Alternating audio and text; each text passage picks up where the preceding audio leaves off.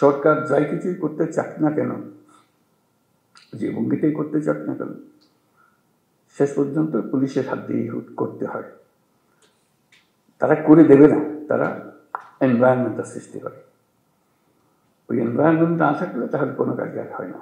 আইন যদি না থাকলো তাহলে সরকারও কি, গণতন্ত্র কি, অধিকার কি, মানুষ নাগরিকদের কি, কিছুই থাকে না।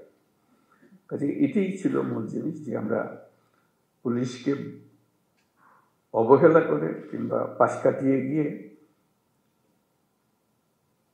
দেশ করতে পারবো না। তারাই সম্মুখ সারির মানুষ। তারা ক্ষেত্র প্রস্তুত করলে তখন বাকি জিনিসগুলো হয়, তখন বীজ লাগানো হয়, চারা লাগানো যায়, সবকিছু হয়। আইন না থাকলে, শৃঙ্খলা না থাকলে যত বড় বড় চিন্তাই হোক, যত টাকাই ঢালুন, কোনো কাজে আসবে না। তো সেই জন্যই পুলিশের গুরুত্বটা মনে মনে খুব অনুভব করছিলাম, যে একবার বসি, নিজেদের মধ্যে একটা আলাপ আলোচনা করি, কি করা যায়, কিভাবে অগ্রসর হব। আজকে তোমাদের তরফ থেকে কথাগুলো শুনে খুব খারাপ লাগলো, যে এই অবস্থার মধ্যে তোমাদেরকে কাজ করতে আমরা ঠেলে দিয়েছি, যে করো। কাজ করার তো একটা পরিবেশ লাগে, সহযোগিতা লাগে, সামর্থ্য লাগে। সেটা ছাড়া, ঢাল তলোয়ার ছাড়া আমরা যুদ্ধক্ষেত্রে পাঠিয়ে দিয়েছি যে লড়াই হোক।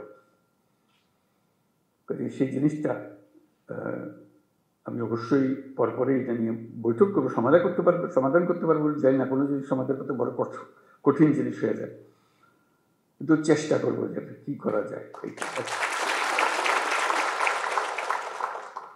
যদি ব্যর্থ হই, মনে করে যে আমি চেষ্টা করেছিলাম কিন্তু ব্যর্থ হয়েছে, চেষ্টার অভাবে ব্যর্থ হয়নি।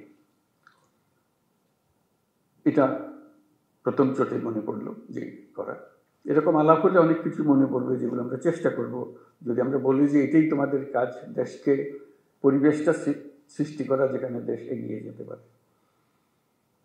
তাই যদি হয়, তাহলে যাদের হাতে পরিবেশ সৃষ্টি করার দায়িত্ব, যাদের কাছে দেশকে তৈরি করার দায়িত্ব এগিয়ে যাওয়ার জন্য, তাদের নিজেদেরকে তৈরি করতে না পারলে তাহলে তারা বাকি কাজ হলো না।